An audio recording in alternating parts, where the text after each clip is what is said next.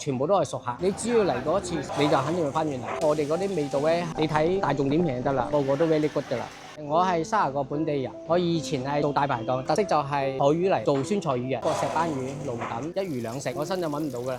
有次同幾個朋友去咗內陸，去四川食過酸菜魚，覺得哇超級正，同埋超級好味。我哋就改咗個食法，因為香港人同我哋新人中意食海魚，所以就特登攞個海魚嚟做，嗰啲味道仲加鮮、仲加甜，即係結合我哋呢個飲食文化咯。連總廚都係我老表嚟嘅，上2個月啱攞完嗰隻亞洲廚霸獎。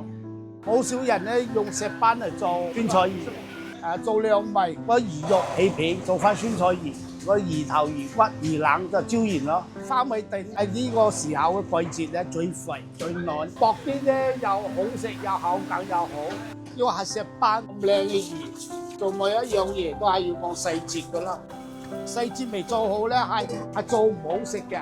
依家香港嗰啲好犀利嘅喎，佢係3個人、3、4個人先頭部隊嚟試探咗呢度 OK 啦，10幾20個人就過嚟㗎啦，後尾玩到2、3年就咁樣過關。咁我哋咧仲有一個黑松露顯星記臘味炒飯，都係我哋個招牌嚟嘅。不過我哋燒雞 very good㗎，曾經有2個客喺度飲酒，夜晚食宵夜食咗3個雞，一飲白酒就追住，一飲白酒就追住，因為太好食啦，因為佢味道啱啱好，又唔鹹又唔淡，而且又脆皮。其實我哋初身咧做呢間嘢都係諗住自己食，自己朋友食，亦都冇話去做幾大啊，做幾大係生意啊。其實就係平民化，做本地人生意，同埋識得又追求新鮮。